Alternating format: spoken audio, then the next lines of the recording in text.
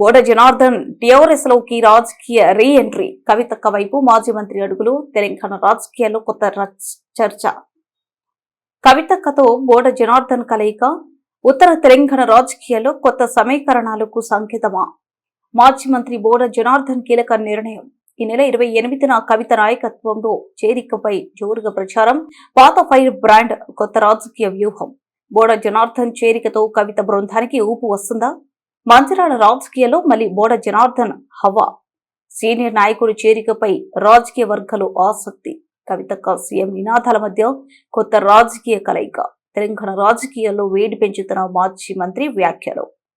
బోడ జనార్దన్ ఎంట్రీతో తెలంగాణ రాజకీయాల్లో కొత్త ట్విస్ట్. పాత కేడార్ కొత్త నాయకత్వం కలిస్తే ప్రభావం ఎంత?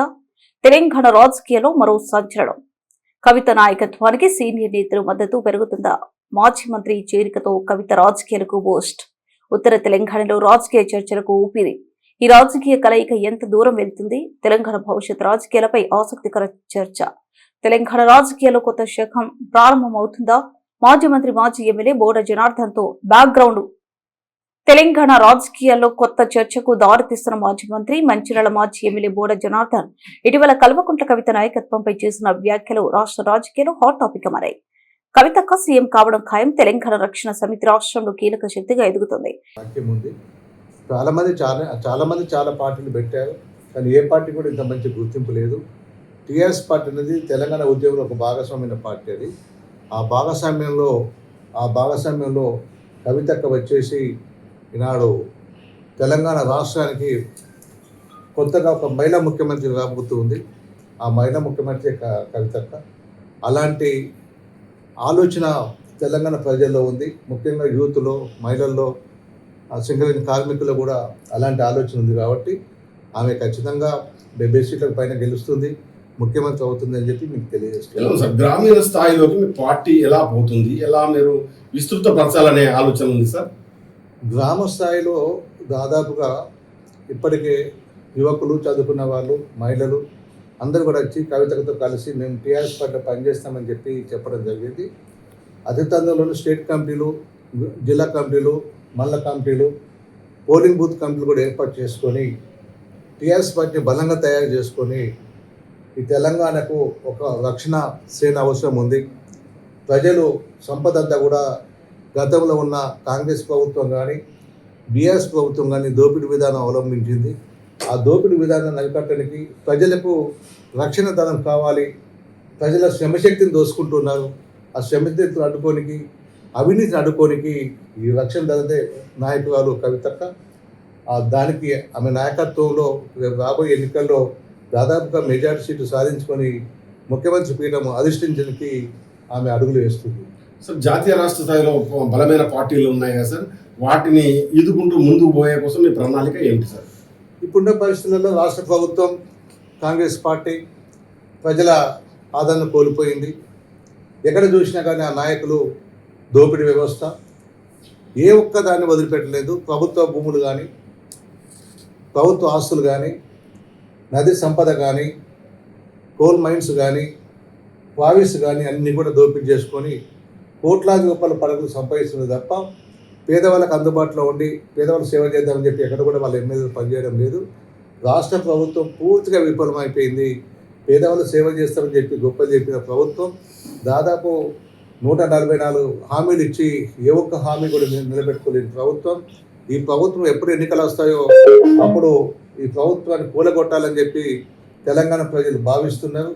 అదేవిధంగా గతంలో తెలంగాణ కోసం ఉద్యమం చేసిన కేసీఆర్ నాయకత్వంలో 10 సంవత్సరాలు తెలంగాణ వచ్చింది.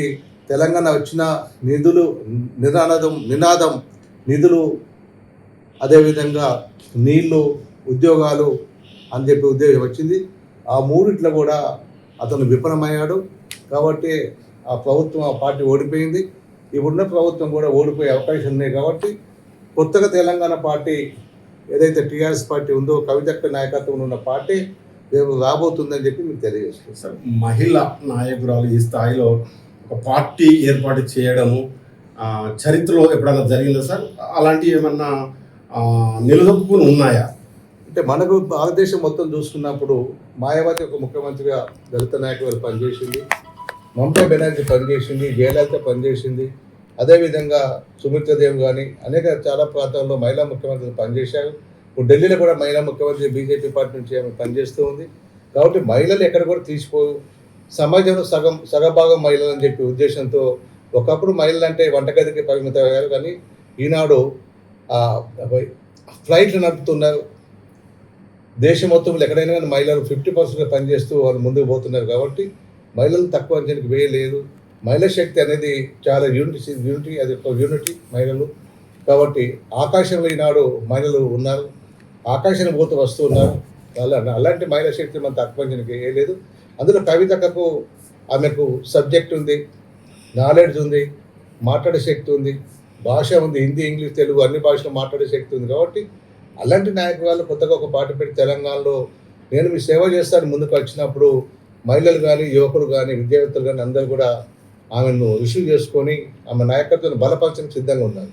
సార్ ఇప్పుడు తెలంగాణ రాష్ట్రానికి పరిమితమా, లేకుంటే 2 తెలుగు రాష్ట్రాలకు పరిమితం చేయాలని ఆలోచన కవిత మేడం దగ్గర ఉందా సార్? ఆమె తెలంగాణ ప్రజల కోసం పార్టీ పెట్టింది కాబట్టి తెలంగాణ మట్టుకే ఆమె పరిమితమై పనిచేస్తుంది. తెలంగాణ తర్వాత ముఖ్యమంత్రి అయినాక అప్పుడు పరిస్థితులను బట్టి, అప్పుడున్న జాతీయ పార్టీలు పెట్టే ఇబ్బందులను బట్టి మొన్ననే మనం చూసాం, ఎలాంటి తప్పు చేయకుండా లిక్కర్ కేసు ఆమె ఇన్వాల్వ్మెంట్ జైల్లో పెట్టడం జరిగింది. అనేక ఈ పార్టీ వైట్ పేపర్ ఎవరైనా కావచ్చు, ఎవరైనా పార్టీలో పనిచేసుకోవచ్చు. తదనుగుణంగా చాలా మటుకు మహిళ కాబట్టి మహిళలకు 33% టికెట్ ఎమ్మెల్యే టికెట్ ఇచ్చే అవకాశం ఉంది. లోకల్ బాడీ ఎంపీటీసీ కానీ జెడ్పీటీసీలో కానీ 33% మహిళలకు టికెట్ ఇచ్చే అవకాశం ఉంది. కాబట్టి చదువుకున్న మహిళలు కానీ, చదువుకున్న యువకులు కానీ నూతన నాయకత్వం రావాల్సి వస్తుంది.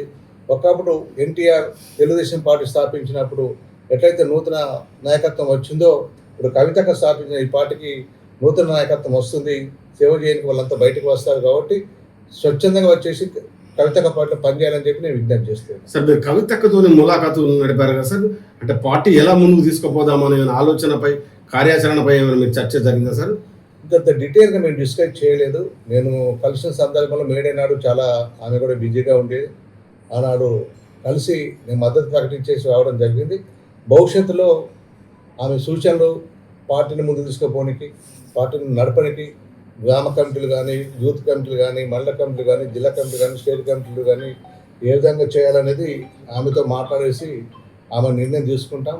కాబట్టి ఒకటి, గతంలో తెలుగుదేశం పార్టీ ఎంతైతే బీసీలకు, బలహీన వర్గాలకు, ఎస్సీలకు, ఎస్టీలకు ఏ విధంగా పనిచేసిందో కవితక పార్టీ కూడా అదేవిధంగా బడుగు బలహీన వర్గాల కోసం వాళ్ళను బిలో పవర్ నుంచి ఎగువ పవర్లకు తీసుకుపోనికి ఆమె కృషి చేస్తుంది.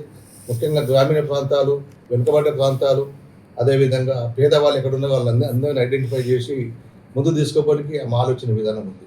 సార్ గతంలో టీఆర్ఎస్ పోయి బీఆర్ఎస్ అయింది సార్, ఇప్పుడు మళ్ళీ టీఆర్ఎస్ పై ఇప్పుడు వేదిక పైకి వచ్చింది సార్, ఎలా ఉండబోతుంది సార్ టీఆర్ఎస్? అంటే కేసీఆర్ చేసిన పెద్ద తప్పు ఏంటంటే అది ఆయన చెప్పింది ఏంటి, కేవలం నాకు తెలంగాణ ముఖ్యం, తెలంగాణ రాష్ట్రం సాధించడానికి నేను టీఆర్ఎస్ పార్టీ పెట్టానని చెప్పడం జరిగింది. వచ్చిన 5 సంవత్సరాలు ఆయన టీఆర్ఎస్ పార్టీ నాయకత్వంలో ముఖ్యమంత్రిగా బాగానే పనిచేశాడు. నెక్స్ట్ ఆయన బీఆర్ఎస్ పార్టీ పెట్టి దేశం మొత్తంలో నేను పనిచేస్తా అని చెప్పి ఆయన మహారాష్ట్ర కానీ, ఢిల్లీ కానీ అనేక ప్రాంతాలు పోయేసి ఆ పనిచేసినందువల్ల ఆ పార్టీని, టీఆర్ఎస్ పార్టీని బీఆర్ఎస్ పార్టీ తీసుకుపోయినందువల్లనే తెలంగాణ పదాన్ని ఆయన విడిచిపెట్టాడు. తెలంగాణ పదాన్ని ఎప్పుడైతే విడిచిపెట్టాడో తెలంగాణ ప్రజలను కూడా ఆయన విడిచిపెట్టాడు, తెలంగాణ రాష్ట్రాన్ని విడిచిపెట్టాడు. బయట రాష్ట్రాలతో సన్నిహితంగా ఉండేసి వాళ్ళతో మాట్లాడుకుంటూ తన సమయం అంతా కూడా తెలంగాణ ప్రజల కోసం కాకుండా బయట ప్రపంచానికి బయటి వాళ్ళతో ఎక్కువ మాట్లాడేసి సభను విడిచిపెట్టారు. కాబట్టి ఇవన్నీ కూడా తెలంగాణ ప్రజలు ఆలోచించుకొని మన జరిగిన ఎన్నికల్లో బీఆర్ఎస్ పార్టీని ఓడించేసి కాంగ్రెస్ పార్టీని గెలిపించడం జరిగింది. ఇప్పుడు కాంగ్రెస్ పార్టీ గెలిచి కూడా వాళ్ళు కేవలం డబ్బులు ముఠాలు తీసుకుపోయి ఢిల్లీలో కాంగ్రెస్ పార్టీ కప్పం కట్టుకొని ఆయన ప్రతి నెల రేవంత్ రెడ్డి గారు తన పదవిని ఎక్స్టెండ్ చేసుకుని ముందుకు పోతున్నారు తప్ప వాళ్ళు పేదవాళ్ళ కోసం పనిచేసింది ఎక్కడ లేదు. వాళ్ళు పేదవాళ్ళ కోసం పనిచేయడానికి ఇప్పుడు కవితకు వస్తుంది కాబట్టి తప్పకుండా ఆమె పేదవాళ్ళ కోసం పనిచేస్తుందని చెప్పి నమ్మకం నాకు ఉంది. సార్ చెన్నూరు నియోజకవర్గం నుంచి ఎన్టీ రామారావు గారితో నేను ఎన్టీఆర్తో పాటు కార్మిక శాఖ మంత్రిగా పనిచేశాను. ఆదిలాబాద్ ఉమ్మడి జిల్లాలోనే కాకుండా చెన్నూరు ప్రాంతానికి కానీ, బెల్లంపల్లి కానీ, మంచిర్యాలకు కూడా నాకు దగ్గర సంబంధాలు ఉన్నాయి. గోదావరి కానీ కానీ, కోల్బెల్ట్ ఎక్కడైనా కానీ, అప్పుడు కొత్తగూడ దాకా నాకు సంబంధాలు ఉన్నాయి. ఆ విధంగా పనిచేసిన అనుభవంతో సమస్య ఏ విధంగా ఉంటే ఆ విధంగా పరిష్కారం చేస్తాం. ఇంకొక ఎగ్జాంపుల్ ఇస్తాను. సింగరేణి కోల్ మైన్స్ మూతపడి అప్పుల పాలైపోయిన సందర్భంలో అప్పుడు మేము ఆలోచించుకొని దీన్ని కేంద్ర ప్రభుత్వంతో మాట్లాడుకొని 670 కోట్ల రూపాయలు మార్గదర్శనం తీసుకొచ్చేసి ఎక్స్చేంజ్ చేసుకొని వడ్డీ లేని డబ్బు తీసుకుని వచ్చేసి ఈ సంస్థను మేము కాపాడుకున్నాం. అదే కాకుండా ఈ సంస్థ సింగరేణి బొగ్గు బావులలో వచ్చిన బెనిఫిట్ లాభాలు పంచడానికి కూడా గతంలో లేకుండేది.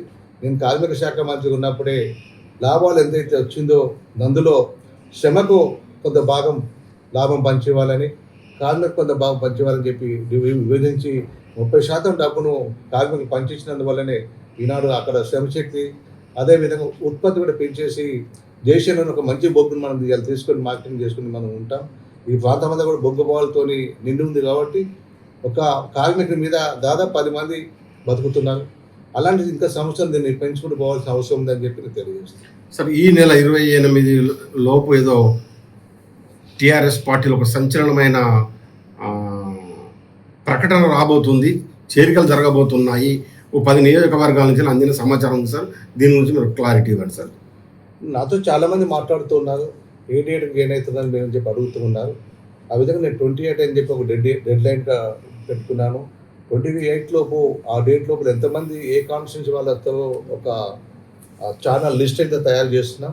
ఆ లిస్టుని తీసుకుపోయి పార్టీ అధ్యక్షురాలు కవిత గారికి అప్పచెప్పేసి ఆ లిస్ట్కి ఇట్లా ఒకేలా ఆమె ఓకే చేస్తే వాళ్ళందరినీ పార్టీకి రమ్మని చెప్తాను. లేదంటే నేను ఒక్కనే జాయిన్ అవుతాను.